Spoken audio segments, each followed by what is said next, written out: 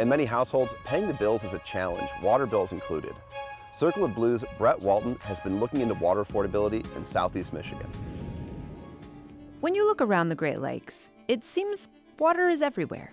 But for many households in the region, water is getting more expensive and less affordable.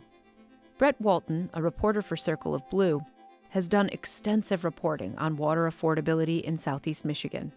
Water affordability wasn't a big issue until about 2 decades ago. And that's because for the longest time, water was relatively cheap.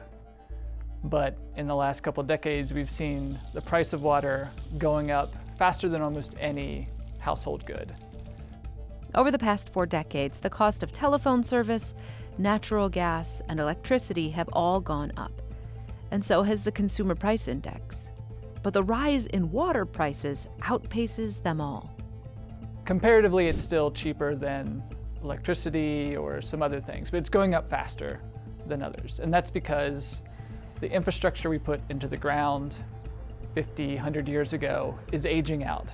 It's gotten to the point where it's at the end of its life and it needs to be replaced. And that is expensive infrastructure.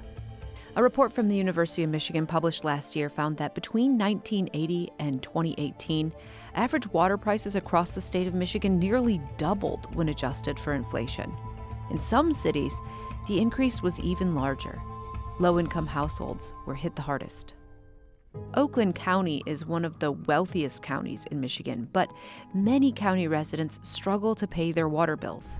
Jim Nash is Oakland County's Water Resources Commissioner. Royal Oak Township is probably our poorest community in the county, and it actually has some of the highest water bills. Theirs is over $100 a month on average. So there is significant issues in that community. Nash estimates that about 55% of households in Royal Oak Township spend more than 4% of their income on water and sewer services. Water is unaffordable to them. Pontiac, it's about 35%. Oakland County is working on a state-funded water affordability plan for both Pontiac and Royal Oak Township. They're hoping it'll become a blueprint that other communities can adapt to their own systems.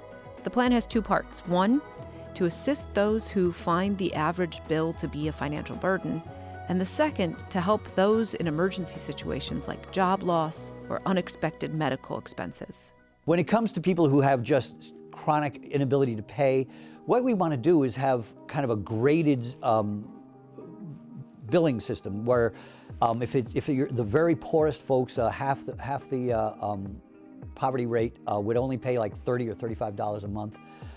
In Pontiac, it's about $85 a month, or $85 is the average bill. So this would dramatically lower that bill. 50 to 100% of poverty would be maybe $45 a month, and we're developing this, so we're not fixed yet. But that's the kind of thing we're doing. We want to have levels of service for folks who have real significant issues paying. The county's plan will also address people whose water bill jumps unexpectedly because of a leak or an undetected plumbing issue. The next bill is $1,000 instead of $80. We want to be able to come in and once they've shown that they've fixed the leak, then we can maybe give them credit for that water. Right now, we only give them the wholesale cost of the water. So they save some, but not a whole bunch. So we're trying to set up a system we can do that. And then people who have issues, who have medical or health issues or car accidents, find a way of local assistance that the local community can help with that. A community foundation, things like that. So we want to work with those folks. Outdated plumbing is a real issue. Something as simple as a dripping hose spigot or a toilet that won't stop running can lead to shockingly high bills. Water affordability is an even bigger problem just south of Oakland County in Wayne County, the most populated county in Michigan, which includes the city of Detroit.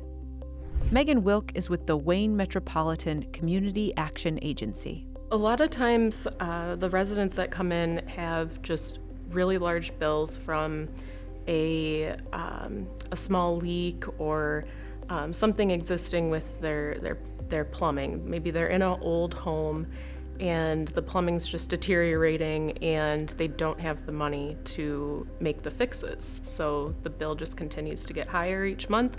They get late fees tacked onto that. Megan showed us a bill from one of her clients. The total due was staggering, close to $15,000. Looking at the bill right now, the usage is very low. It's below average for a single person living in the home. So it tells me right now they probably don't have any leaks. But at one point there was probably a leak or something big structurally that was going on to make the bill go up this high. This is just something that you're not really gonna recover from. Like you're stuck with this bill, for years, and paying your current charges. If you're already struggling to pay your current charges for the month, and then you have this past due balance of $15,000 that you have to take care of, even enrolling in a payment plan arrangement, it's still gonna be unaffordable for you. When water's unaffordable and people don't pay their bill, miss their payment, the worst case scenario is that your water gets shut off. And that happens all too frequently in cities. Not everyone shuts water off for non-payment, but most do, in order to compel residents to pay for service. So when your water is unaffordable, you get things like in Detroit, in 2011 through 2020, where there were massive water shutoffs, tens of thousands of people losing access to water, and then spiraling into community problems, health problems, social problems, potential for children to be taken away through CPS. So it is a very real, very severe community crisis. To address health concerns during the pandemic, the U.S. government created the Low-Income Households Water Assistance Program and appropriated $1.1 billion to fund it. Michigan's share was $36.2 million, but it's estimated that Michigan households owe around $252 million in unpaid water bills, so the federal money is just a drop in the bucket. According to Commissioner Nash, there will be no long-term solution to the problem of water affordability without greater state and federal assistance. We want to have local water systems do as much as they can, but the state and federal should be helping us do that because they're the ones that should be guaranteeing the rights of Americans. And that's how I see that. And what we do, that's why we're pushing legislation in Lansing to have them set up a program for helping local communities do this. And I think that's going to be our long-term answer, is getting this recognized as a human right and the state and federal governments involved in guaranteeing those rights. That's the most important thing we can do. We can't just put all the burden on the local ratepayers. It just can't work in the long term. It's not sustainable. At Great Lakes Now, we aim to cover the Great Lakes region and the people who live here, like you. Please follow us on social media, subscribe to our YouTube channel, and sign up for our newsletter at greatlakesnow.org.